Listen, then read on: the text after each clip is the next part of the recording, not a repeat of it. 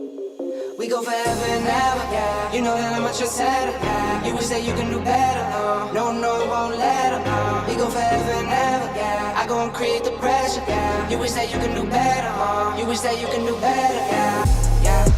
Ooh, we go forever and ever. We go forever and ever. Welcome everyone. We are Reven Concepts, and this is Coaching in Session, a podcast that's going to be bringing you all about mindset and a unique and different perspective, because we're going to be sharing some of the wisdom of life. And we're going to do that through guests, through articles, through blogs, through figuring out our own mindset. Because what we have in our mind is going to be the key for our success, for our future. And we have to figure out, well, what is needed? What is necessary for us to make good in our life? We have what it takes. It's just that, do we know we have what it takes? Oftentimes people think that they're inadequate. They're always looking for something. That's why we give ourselves contingencies. We say we're going to do something and we wait until a certain time.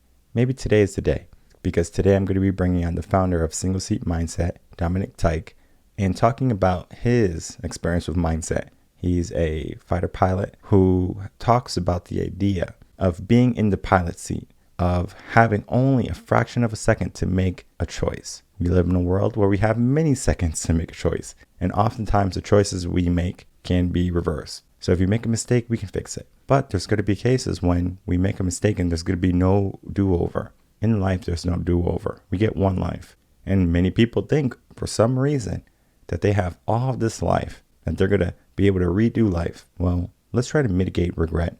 But in order to do that, we have to understand mindset. So let's get into that interview with Dominic and myself and see how our current mindset is compared to what it takes to be a fighter pilot.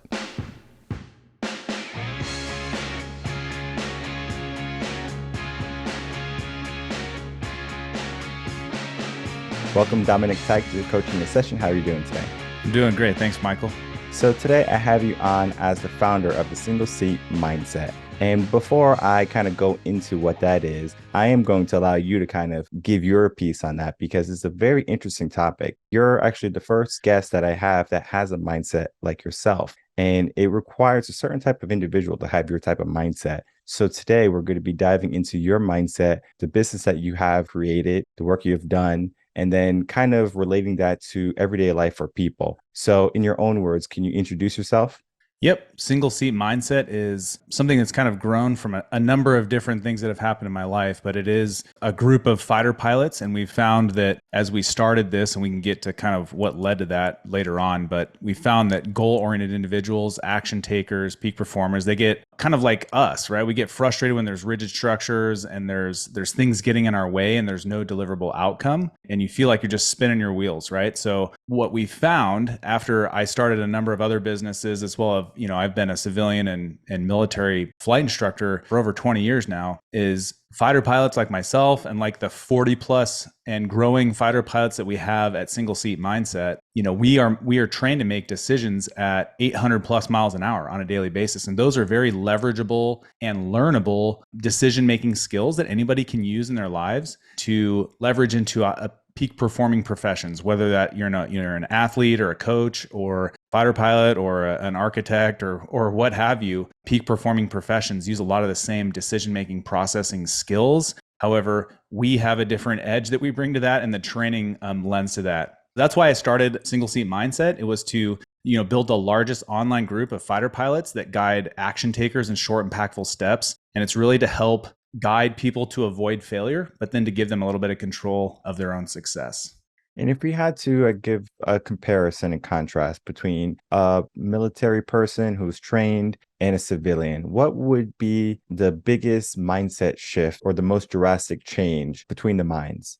Yeah, so I was a civilian flight instructor, and I have a commercial pilot license as well as an airline transport pilot certificate, and so I've been in that space. And the big difference that I saw, even instructing and working at a college as a civilian flight instructor, was that the two things that both the civilian and military world do very well, I thought, was that they have a syllabus. Especially if you're at a college in the civilian world, going through a college, there's a syllabus. So there's all the blocking and tackling up front, right? And it's very, hey, we've learned this, let's build on it. So that's the good piece. The big difference between the civilian and military world is the military world is kind of the analogy we use is we're going to feed you with a fire hose. And so there's just so much information and there's a timeline. In the civilian world, you can kind of go at your own pace within reason, right? But there isn't a hard and fast, timeline. I've seen guys take, in my case, I went through it fairly quickly. I was pretty driven, but I've seen guys take 5-6 years to get through their training. We just don't have that ability in the military. And so it takes a mindset up front to go, hey, I have this time. I need to drink from this fire hose, learn as much as I can, and then overcome these hurdles. And that's part of the military is figuring out how to adapt and overcome with the timeline that you have, the limited resources that you have, as well as, the things that are thrown at you. And then even a level higher than that is, our business is called single seat mindset, and the single seat theme kind of runs throughout, whether that's the single seat investor book I wrote for my investing company or the single seat wisdom series books. But we're single seat fighter pilots. And there is a whole different level of whatever you would call it, mindset, stress, skills that are learned when it's you. When you are the only person in the airplane and you have a problem and it's staring you in the face and you have to fix it. There's nobody, you can get on the radio and ask for help, but at the end of the day, you're the one that has to move the controls and flip the switches and know what to do. And there's a lot of emergency procedures even where you have 3 seconds or less to make a reaction. And that's what our decisions are based on. So, and it's lightning fast. We're talking when we are taking off, we're very quickly accelerating through 300 miles an hour as we're taking off, just in the runway environment. And if you can imagine, if you've ever been in like a race car on a track, obviously we don't speed on the roads, but like 100 miles an hour is fast in a vehicle. And so just training that mindset and getting used to that pace and then being able to make those decisions, the correct decision, that's trained. And that's kind of empowering for people that they don't want to be a fighter pilot, or they are in a situation or they're in some sort of career field or sport where they need to learn those. It's very learnable. There's very few fighter pilots. In fact, I'm trying to remember, I don't know a single fighter pilot that just nailed it on day one. So the point being is that with our plastic brains, you can learn all those skills. It does take a certain person though to buckle down and to have that mindset to, just dive in and give it a rip, because it's pretty uncomfortable and it's not super fun when you're starting out because you suck. You really do. You suck and you need to just get better. And that's what we're doing through single seat mindset is we are coaching people through that, right? We can't help them make the right action, but we can show them some of the paths. And as of this recording, we have over 40 fighter pilots and we're growing about 20 per year. So we have just such a broad perspective on life. And you brought up a very unique topic where it's like we compare life to a syllabus in college. I love that idea, actually. I actually talked about it on a recent episode where we are talking about how life is like a syllabus in the sense of this is worth this much for your grade. This is worth that much. If you don't do this, these are the consequences. And oftentimes, I think many people, they get into this mindset of either they have time or they are just lazy and they don't want it. So they want it given to them. So I know right now in the schools, a lot of parents fight for their kids' grade. So the kid learns that, all right, I can have my parent fight for me. But what that teaches that child is that, oh, wait, I can have mom or dad come save me. When in reality, Superman is not going to come save us when it's time for us to fight. When you are in that cockpit and you have to do that work, there's not someone else who's just going to take over like an autopilot. You are the person in charge. You're the person who has to take control. And oftentimes, a lot of people, they give that control away. What is the process of you talking to people about this mindset of gaining control back in your life rather than just allowing the world or the universe to kind of take over? Yeah. So, single seat mindset, that company grew out of a need during COVID. And we had because I teach at the schoolhouse. So we teach, pilots that need recurrent training or that are coming back that have maybe been out of the cockpit for a year or two. But we also, the majority of our teaching are brand new fighter pilots. So they've never been in a real fighter jet. We're teaching them how to start it, to taxi it around on the ground, how to take off, land, all of that stuff, and then in how to employ it to defend the United States. So to kind of dig a little bit deeper into what you were saying there, the need was COVID had shut us down, put us on different schedules, and fighter pilots, they're a social, lively bunch. And we pass a lot of information. I played baseball up through junior college. I taught downhill skiing. I like really high intensity sports. it's kind of like the locker room. You go fly and you're back in the locker room. And yeah, there's some, maybe some foul language and stuff like that going on. But that's where a lot of the learning comes in, right? Like, hey, and then people are ribbing each other. And that's kind of how our culture learns. It's a very social culture. And the students weren't able to do that. Not only were they having to wear masks and they were locked down and put on different schedules, in that culture, it makes it tough to learn because it's already a tough environment. Now you're adding this much more difficult layer of complexity and the personalities that come out through that and just seeing each other's face. This class was faced with a lot of issues. So what I started doing was once a week, I would send the students no more than a 2-minute message via email. The reason being is what I found too is that if something is too long, I won't read it. And so if it's too long and I'm not reading it, then why send it in the first place? So I made very short messages, and it was simple concepts. These were new guy concepts like, hey, you show up to a fighter squadron and you're the new guy. Here are some things that I messed up when I was new. If you do mess these things up, here's how to dig yourself out of those problems. Here's how to avoid those problems. So it was a very practical message. And it morphed. We called it a bunch of different things for the first 5 or 6 classes. But after class 7 and 8, and we started to kind of go, wow, this is, the students like this and they're using it. I basically built a blog, and then I built a website, and then we automated it through what we call now the Competent Wingman. These are aviation lessons written by fighter pilots, but they are leverageable in really any career field, right? And it's something that we want to give back. Single Seat Mindset, we take all the proceeds from that business and we give it to a children's cancer nonprofit. So this isn't about money for us. It's about guiding people and giving back, right? Because we have some pretty fantastic experiences as fighter pilots, and we want to kind of share that.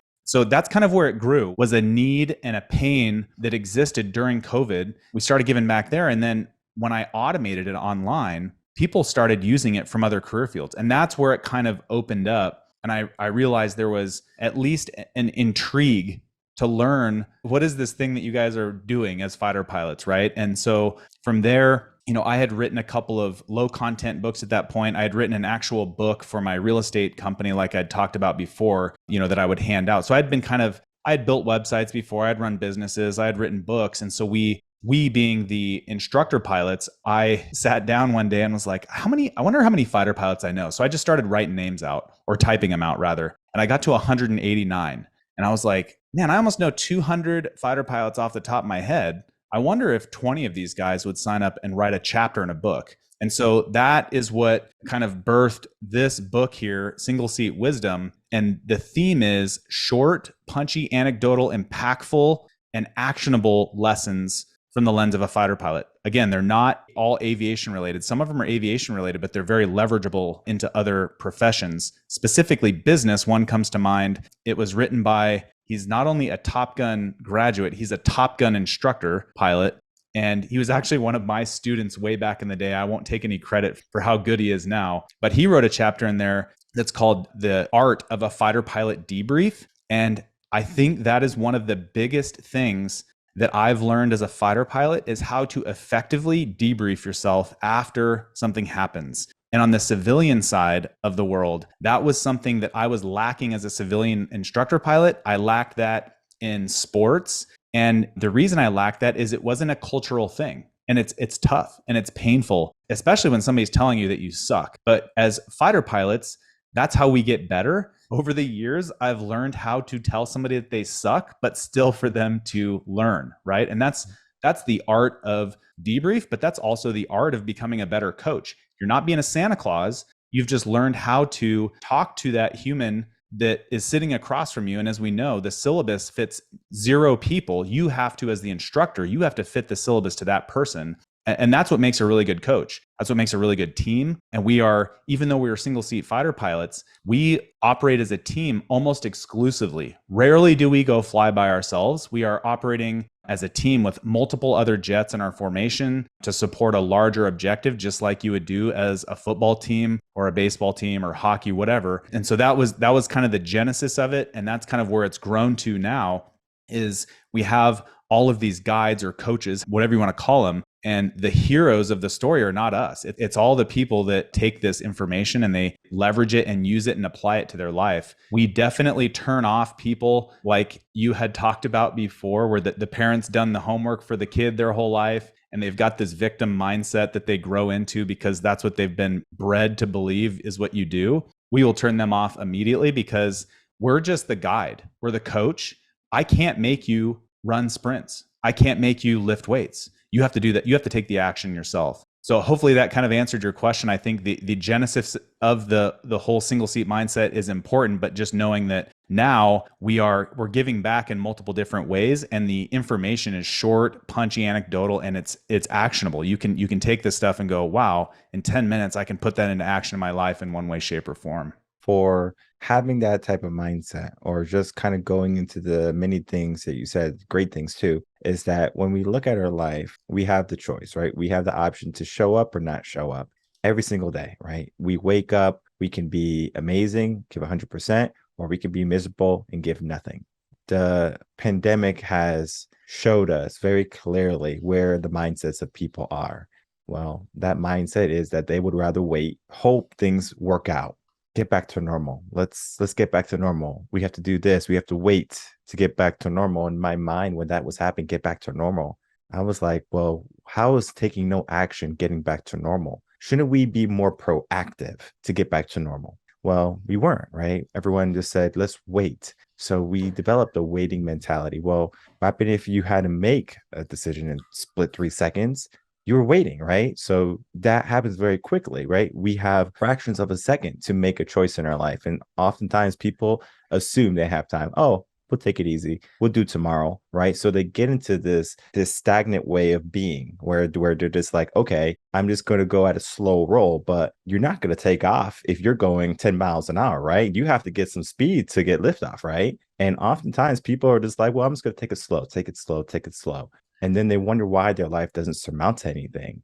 I love like some of the analogies that you're using of like the wisdom, right? Just being in that seat or being a part of a unit. All of that is very important to our growth and our success. Yes, you don't need a coach or you don't need an instructor or a teacher to be amazing, but it's helpful. And it does show you exactly where you are. Even when I began teaching, I wasn't like amazing. Same thing with coaching. I wasn't amazing. I had to learn the process. I was fortunate enough that I had great teachers, instructors, mentors to help me along the way. And it made me very aware of my shortcomings and then made me aware of I'm a lifetime learner. And I think sometimes people, they just say, well, this is what I know. This is what I don't know. And then everything else they don't know, they just don't pay attention to. They are just so aware of, okay, I don't know that I know this. And they're know-it-all. And it's very easy today is, oh, something's wrong. Let me go to Google. Let me go to YouTube. And they look for a cure. They look for a fix. But when your life is on the line and you have to figure out things for yourself, that's a different type of mindset, because oftentimes we have the luxury of time, the most of us, right? Yeah. But in reality, we don't have the luxury of time, because if we keep waiting for tomorrow, we keep waiting for that moment, that contingency to happen, guess what happens? We never take action. I think for like having that single seat type of mindset is that you are in charge. You have to take the action. The discipline between someone who's just a civilian or someone who's in the military is drastic, because they have to become regimented. They learn the habits. Once they go down that process, oh, this works for me, this is the results, versus I wake up, I go to 9 to 5, I come home, I do it again. We have a different type of day each and every day. So you might be doing these drills one day, and then the next day you're working on this type of flight simulator, or you're just working on, different regiments that are with training in the flight school. I'm not too familiar with like the agenda for flight school, but I'm sure there's going to be a curriculum almost in the sense of we need to learn these things, the basics of flight school, the basics of flying, the basics of being a fighter pilot. So all of that right there is giving you the foundation to be successful, because you just don't have fighter pilots crashing every single day. You just don't see that in the news. I'm sure there's cases where people crash and there's incidents and accidents, but you train for that not to happen. Versus in life, people don't train for things to happen and then they wonder why they have a shitty life. So it's amazing to me how many people don't take the action that they're supposed to be, that they don't be aware that they are the pilot, that they are the person that can change everything. And it's not that they have to do it themselves. they can have an instructor, they can have a coach, they can have someone that's saying, hey, do this instead because this is going to be better. And you might not have even known it because we have a lot of blind spots as people. Until you're made aware of it, you're like, oh, wow, I didn't know that. And then you learn it and you become better. And I think the idea of becoming better is something that many people have to regain, or that mentality people have to get back in their life. How can I be better? How can I grow? And then from there, they can start to make the changes that will help them get to a better tomorrow. So I wanted to kind of ask you, what kind of led you to being a fighter pilot? And then that type of mindset of, okay, I want to be a fighter pilot. I want to do this. I want to be a business owner, to kind of going your process of where you were to how you are today. I think there was a post that I saw of yours that you were quoting somebody that had something to do with, don't look at the entire staircase, just take the first step, or something along those lines. I'm butchering the quote. Everybody can see that, right? This huge staircase. And if you maybe you haven't worked out and you're supposed to sprint up this staircase, well, you got to take the first step. And that may mean today you do 5 steps, and then tomorrow you do 6, or whatever it happens to be. You start to see a lot of trends in books and self-help books and all this kind of stuff. But one of the main word that I always come back to is action. Action is what, unfortunately, we live in a world where people go to college and they go to school and they get all this knowledge, but they don't practically apply it because it's not taught. And you can't teach that. That requires action, and human beings need to take action, and we need to fail and we need to succeed in order to figure out, hey, that worked, it didn't. And so I think knowing that action is a very powerful concept, and what that requires is some discipline on behalf of the person taking that action to wake up early or go to bed early, right? Don't binge watch Netflix. There's certain things that you can just stop doing in your life that will automatically just put you ahead of many of your peers, or even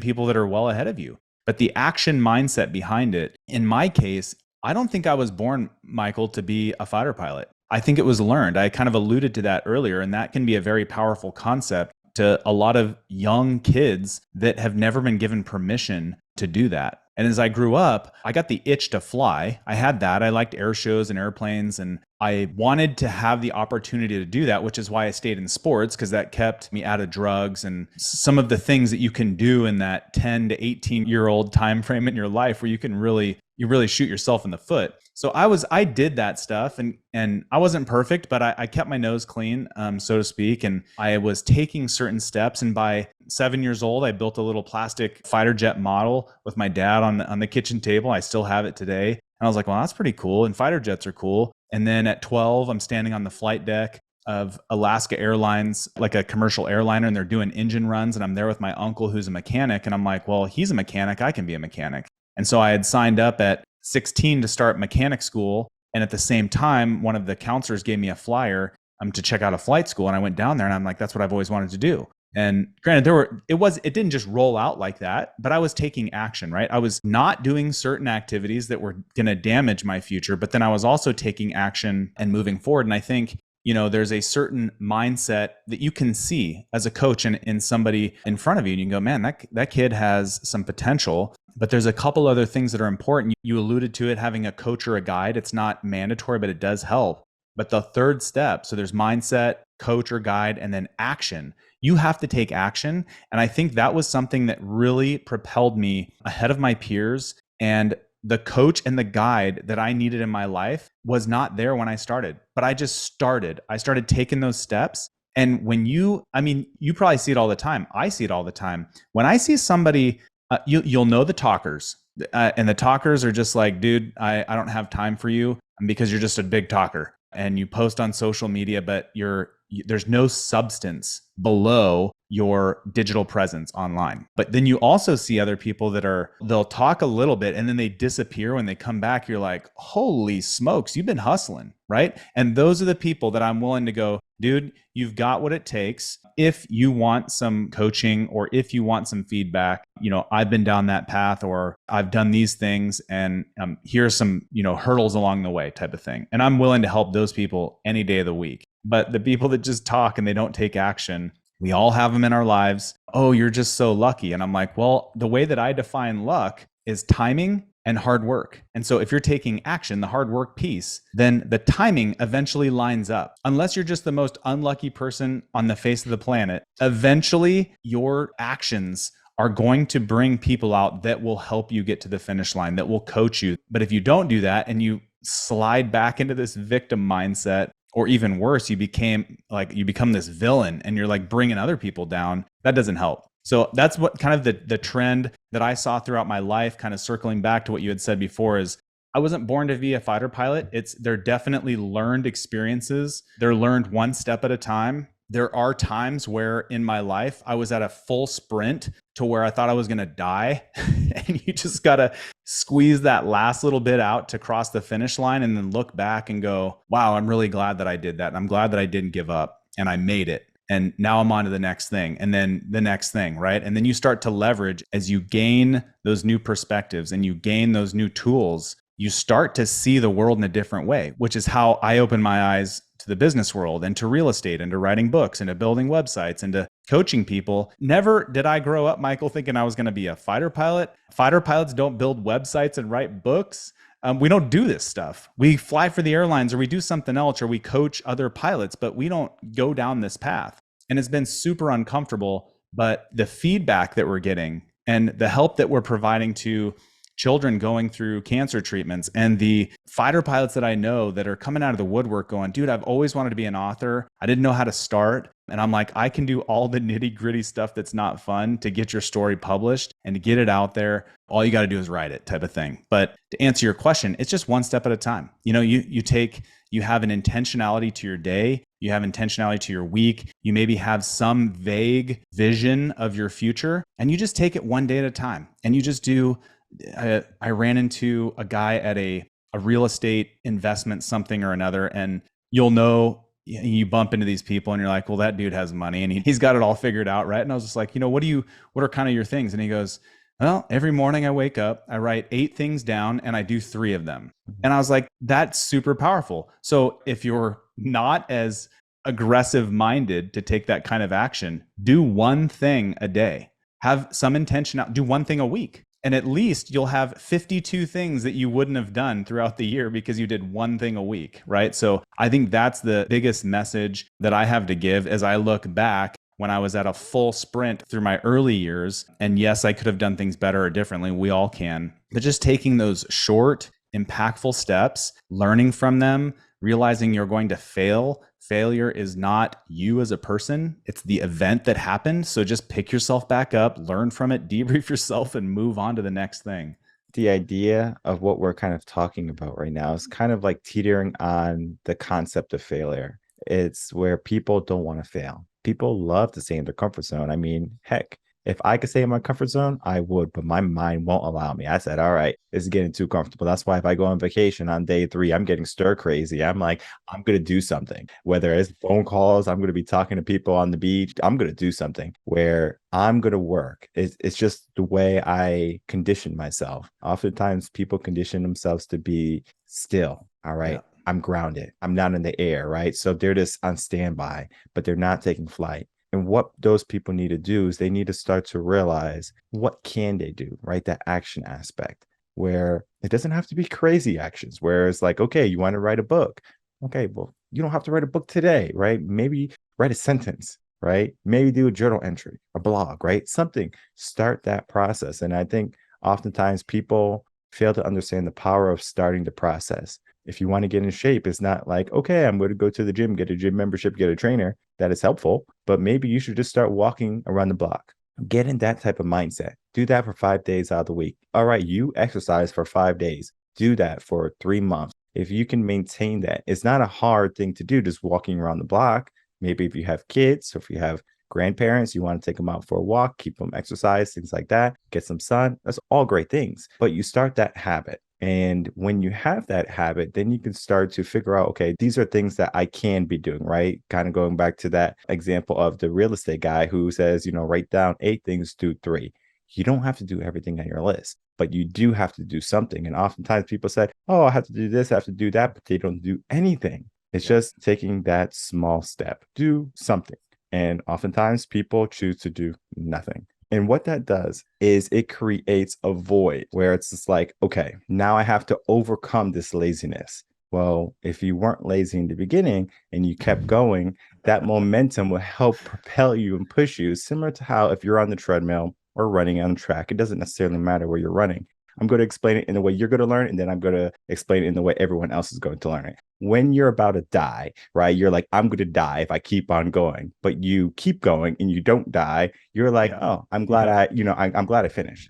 All right. For regular people, when you're running, your brain is going to start to set off warning signals, right? It's that fight or flight type of thing. You're kind of going into your energy reserves in the sense of your comfort zone is now getting passed. So you're now pushing yourself and your body has to find energy somewhere, whether you have a good source of fuel and your body knows how to get it very quickly from fat stores, if you have good glucose levels that can pull from there. Now you're running. So your brain is sending off all these signals saying, hey, stop them. You're going to die, because your brain doesn't understand that you're exercising or that you are running because, you want to catch the bus, right? You have to realize that, okay, this warning signal that the brain is giving me is just the DNA that we have learned from the million years of our being. Before, there was a time when we had to fight for our survival. We had saber-toothed tigers coming out of bushes trying to eat us. We don't have that today. We live in plush homes. We have a very plush life. We have a roof overhead. If you're hot, turn on the AC. If you're cold, turn on the heat, get a blanket. Before, you had to start your own fire, procure your own food. We live in a very easy society. So the brain has kind of diminished in the sense of the work it has to do. But when you start to challenge it and you give that body the fatigue that is good to have, right? So we're giving our body that stress. Then we're at that point of, all right, we have a choice to stop or to keep on pushing to see our threshold. I always tell people, in order to understand mindset, go on the treadmill, run for 7 minutes. If you are not athletic, around 3 to 4 minutes, you're going to start to get winded. Your brain is going to start to say, hey, stop, dummy. You're losing your mind. Your heart's going to be beating crazy. You're going to feel like you're going to throw up. All of these nasty things that we don't want to happen, especially on the treadmill. We think we're going to fall and we're going to die. I challenge you. As soon as your brain starts to set off those warning signals, keep going. Go for a minute. Maybe go for 3 minutes, right? I always recommend 3. Go for an extra minute. As soon as you're going to hit the stop button, you pull your hand back and you say no, and you run for the extra minute. Eventually, you're going to learn you didn't die and that you're powerful. So we learn that we are powerful as people. And oftentimes people just assume like, okay, I got to some dangerous point. My brain is saying, hey, stop, dummy, stop. But the moment you stop, that's the moment you stop growing. So we have to get past that threshold. And it's that action. It was that willingness to learn. It's easier when you have a coach because a coach can push you. A coach can say, hey, we're not stopping, keep on going. Versus if we are left to our own accord, I feel uncomfortable, I'm going to stop. But if you don't stop, what happens after that is that you learn, oh, wow, I was able to accomplish that. So you were afraid to get past that threshold before, in a sense, because your body doesn't understand the fear. Same thing in business. You don't want to start a business because you're afraid of what other people would think or that you don't know what to do. So we have that fear in anything, relationships, career, personal development. We have that fear we give ourselves because we don't push ourselves. But if you put yourself in a situation where you're the pilot, where you're the person who has to make these split 3-second decisions, then, only then, you can say, all right, I'm going to make the change. That's why 1% of people succeed wildly and everyone else doesn't, because they don't take that aspect of life right there. I can make the changes. I just have to be courageous. And oftentimes people don't want to dive into that mentality, getting to that threshold of, I'm going to die if I take another step. You're not going to die if you take another step. It's a good probability you're going to survive and you can tell your story. But we have that mentality of, if I take another step, I'm not going to make it. Being uncomfortable is one of the things that we have to look for every single day. And I love being uncomfortable, especially in the gym, because it shows that I'm growing. And yes, it sucks. It sucks. I mean, I'm not gonna sit here and say, oh yeah, I love that feeling where, I'm on the Stairmaster and I'm doing 15,000 steps and then my heart's about to come out of my chest, I'm about to vomit. No, it doesn't feel good. I understand. But after, that feels amazing. During the process, it doesn't feel good, but after I feel amazing. I'm so happy I did it. And when we look back at our life and all the paths that we can take from when you were a young boy and you were on the tarmac and you were seeing all these pilots, your uncle's a mechanic, I believe you said uncle, and we're learning, oh, I can do this, I can do that. And you test the waters. And then you finally realize you come to a point, oh, I can do this. But if you weren't on that tarmac, if you didn't have an uncle who was a mechanic, would you be on that same path? Maybe, maybe not, right? So Yeah. all of the paths, all the things that we have in our life lead us to where we are. Just because you had a circumstance or you had a rough patch in your life doesn't mean you can't make changes. I understand that life's not easy, but it doesn't have to be easy for you to be successful, for you to be fulfilled, for you to be happy. You just have to understand yourself. And oftentimes, I think people don't understand themselves. Getting back to the camaraderie of what we talked about early on, where you're saying everyone comes in the locker room, we're all social beings.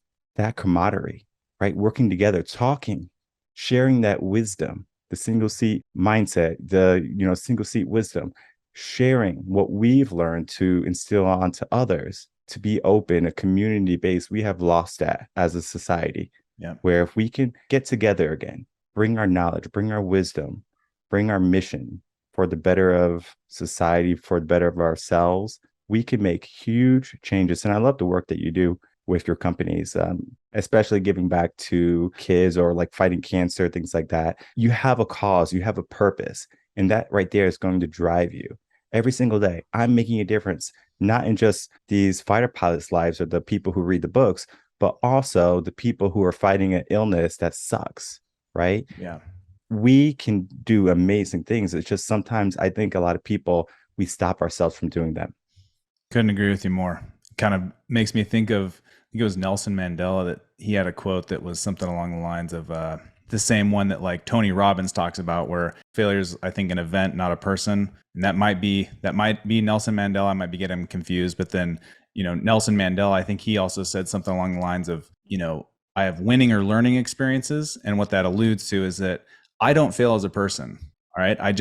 I learn, which hurts, right? Because then you find out you suck, or I win. And you kind of hit the nail on the head there is purpose. How do you live a purposeful life? And it starts with action, right? Because action creates movement and movement creates meaning. And as you have meaning in your life, you then start to feel the purpose that you have, the purpose within your own life, your friend's life, your wife, kids, your circles, your church, whatever it happens to be, is that action creates movement, right? And then now you have some more meaning. And with more action, you get more purpose, more meaning, and it just grows on itself. You get this traction in your life.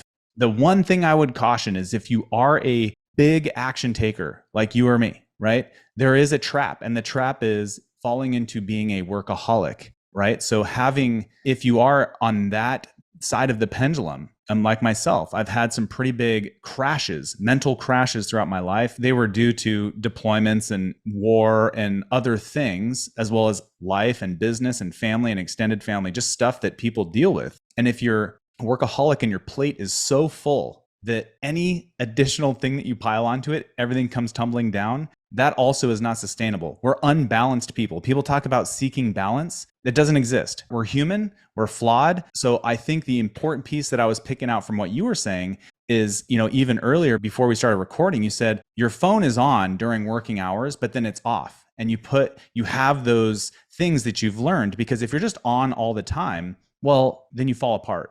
So learning that piece, the one end of the pendulum where you're sitting on the couch, binge watching Netflix and doing nothing. Okay, that's one end. The other end is that you're doing so much, you become this workaholic that you lose your mind. Well, we're not going to be perfectly in the middle all the time. So how do we do that? Well, if you are towards our end of the pendulum, then you need to have some things that you do in your life that kind of give you some time to relax and recoup, right? You said 3 days on the beach. Well, what gives you purpose and meaning is movement and action in your life. And for you, you can still chill on the beach, but maybe talk to somebody. Maybe that's how you define a little bit more purpose. You give back. Maybe your plan that day is to cook 3 amazing meals for your family, right? And that gives you purpose during your day, but you have a plan if that's how you need to go. And then the other side of the pendulum is, okay, I'm sitting on the couch, I'm ripping through a 12-pack of beer, doing nothing, right? Well, that's not helping either. So I think the trap that I've fallen into many times in my life was that workaholism,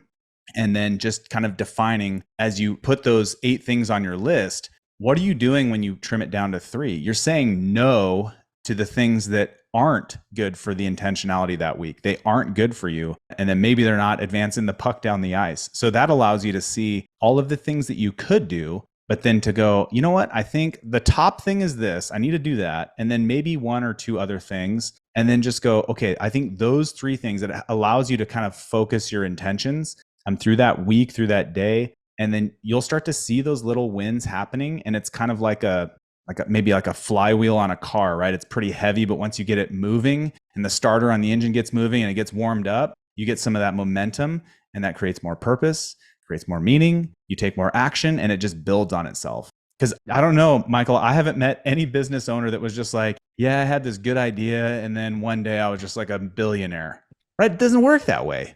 But a lot of people on the social medias, they get trapped into that and go, wow, they're an influencer. I would be willing to bet that a person that is an influencer and making a lot of money doing that does not get on social media and cruise social media. They're influencing, they're doing things, they're taking action to build their brand. They're establishing their own authority for whatever niche that they're in. It takes a lot of work. But the people that don't see that, they just sit back and go, oh man, I'm just going to like post a couple pictures holding a Monster can and lifting some weights, and like, why aren't people following me? And it's like, well, dude, that sucks. I can do that. That's easy. So I think kind of the big thing is ask yourself why at the end. So you go, hey, this is my vision for life, but why? And just dig through that why until you go, okay, my intent is this. I'm going to fail along the way. I'm going to take action. I'm going to create movement and purpose and meaning in my life, but why? And those will help you avoid the crashes, because the times that I've crashed, my why wasn't clear. And I got to the end. I was like, boom, I'm successful. And then crash, because my story ended. And my story wasn't a continuous story. It was a inward, I'm successful story, but it didn't create significance outside of me. And so I think that's kind of an important thing that I learned, to keep your story going, because people like stories. I like stories. So let's keep this story going and go, hey, what's the depth behind that? All right, this creates some why in my life, and that creates more meaning. And then when I'm done with this story, there's a story already going. It's already creating more meaning, and it's outside of myself. And our story is not over either. With the podcast, we are always moving. We're always bringing on wonderful guests, coaches, founders that have something to say about mindset. This right here is just another chapter in the book where you learn the wisdom that you've gained from this episode from Dominic. Learning that and applying it to your life, you're going to start to see changes. It might not be overnight, but if you just implement it as a process and create that habit of saying, all right, I'm going to take actionable steps to my purpose, my future. Well, if you need some help, of course, get a coach, get a guide, get someone to help you along the way. If you do it by yourself, it is going to be a lonely process. It is going to be trial and error, and all of that can be mitigated. And I know the work that Dominic does, even though he says he works with fighter pilots, he does work with other people. So I don't want other people to think, oh, he only works with fighter pilots. That's not the case. He works with people who want to get into that seat of being that strong individual, that strong pilot who has to make these 3-second decisions, who want to take the steps needed to have a successful mission rather than a failure every single day. We are going to have failures in our life. There's no way around it, but those help you grow. So we shouldn't necessarily be afraid of our failures. We should look for them as a stepping stone to get us to something better. We can look at our social medias, at all these people who do wonderful things and have all these amazing results. But when we look at them, that doesn't have to be us, because what we can do is so much more than what they have attained, because our path is different. So the path that you're on, you have to choose it. You go any way you want. You can be better in the sense that if you're looking at an influencer and you have that can of Monster in your hand, you can be bigger than them. But if you give yourself that comparison of, oh, they have this, I want to be like them, we always fall short. So when we say we are this and we aim for us, we do so much better. So if you're in the process of wanting to change your life, wanting to change your mindset, I know the work that Dominic does at Single Seat Mindset is going to be able to transition or correlate into the civilian life if you're not in the military, and just look at the different aspects, the different dynamics, and then take away the little nuggets that you get, because everyone's going to hear an episode and hear something different. Everyone's going to read a book and get something different out of it. But what you gain from it is that step that you're going to take to the next level. So if I can from you, Dominic, can you share with us any last words and then share how people can find you? Yeah. So I think the big thing here is that Coach Lombardi, the Green Bay Packers, he said, confidence is contagious and so is lack of confidence. And kind of I leveraged that saying into action is contagious and so is lack of action. Take those steps like you talked about. I've taken the step to help. I can inspire you to action, but you have to take the action. And we do that at singleseatmindset.com. If your listeners have listened up to this point and you live in the United States, they can go to singleseatmindset.com/podcast guest, all one word. And the first 3 guests of yours, if they throw their name, an email address in there, I will send them, no strings attached, a free copy of Single Seat Wisdom, hard copy. So it's not going to be a digital one. I'm not going to spam your email. It's going to be an actual book. You can kind of see what it's all about there. But singleseatmindset.com. You can contact me there. That's kind of our launch pad, if you will. That's got all our resources that are just constantly growing as we move forward. All right, perfect. I will put your website in there, all your social media links. I won't put that /podcast guest. They have to find that, right? So I'm just not going to give them free stuff, right? You have to earn what you get here. Yeah. All right, Dominic, I want to thank you so much for coming on, sharing a little bit of your wisdom today, and being a wonderful guest. I loved our conversation. It was a smooth flow of conversation. It was unique. It was uplifting. I know many people who listen to this are going to be inspired to take action. Thank you, Michael. I appreciate your time. Of course. All right, everyone. I would like to thank you for watching the episode with Dominic, Teich, and myself. Of course, I encourage you to reach out to him to inquire about the work he does, to let him know that he's doing wonderful work, because the work he is doing is going to be transformational in the sense of he can impact the world in a positive light. And the more people that get on board with that idea or that mission aspect is going to help him with his mission, help change the world. And if you know anything about my mission, is to impact 2 billion people. And that mission alone is, it's a lot, right? When we look at this 2 billion, let's think of $2 billion. That's a lot of money. 2 billion lives, that's a lot of lives. In the whole scheme of something, or the scheme of the world, there's only 25% of people. So there's 75% of people that I won't have an impact on. But those 25% people that I do, it creates that ripple. And eventually it's going to be 50%, maybe 60%, right? We're going up there where people are going to learn from the podcast. They're going to learn from books, from articles, from other guests, and then they make those changes that they need to make. Because sometimes we reach out our hand and we're hoping that someone comes saves us. Oftentimes we have to be our own rescuer, but sometimes there's going to be someone who comes in and they say, hey, we can do this. Grab my hand. Let's go together. That could be a coach. That could be a mentor. That could be a guide, where they're helping you. They're guiding you to the right path. They're guiding you to where you want to be. They're helping you get there. And you don't have to do it alone. The idea of mindset and that journey of life is going to be unique to you. And the idea of that you have a setup of a unique DNA that cannot be replicated. You can do things that people can't, because the perceptions that you have in the world are going to be unique. And you can make the changes today for your tomorrow. The problem is many people try to make the changes tomorrow. We have to just change our mindset, change how we adjust, change how we move, change how we attack. So if you are someone who has been on the sidelines and have been afraid to take action, figure out what do you need to do. If you have to write a list, if you have to get a coach, a mentor, someone that's going to help you, if you have to keep listening to episodes of Coaching in Session, of different podcasts of personal development, figure out what you need in order to grow. Figure out what you need in order to make the changes that you know you need to make. Oftentimes, we're going to be the obstacle that stops us from taking action, our mind. We build a wall in our mind and we say, we can't do this, we can't do that, we shouldn't do this, or I would like to do this. And we wait, we procrastinate. But we can't wait, we can't procrastinate. We can't wait for something to happen. We can't wait for someone else to fix something that's broken. We need to become that person. We need to become the person that directs our life for how we want, that directs our life to how it should be rather than what we're given. And oftentimes we're given a bad hand. We're given a life that we don't necessarily love or we're passionate about. But if you want some passion, if you want a good life, figure out what is needed for that to happen. You can start at revenconcepts.com.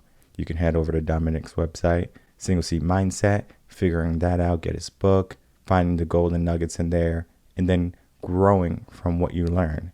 Because we can attain a bunch of knowledge in our life, but wisdom is going to be one of those things that we should be thriving for. Because if we can attain enough wisdom, then we will eventually claim the key to our success. My name is Michael Reven. I'm a mindset coach. If you have any questions, you can email me, coachinginsession@gmail.com, and I will see everyone on the next episode of Coaching in Session. Until then, everyone, take care.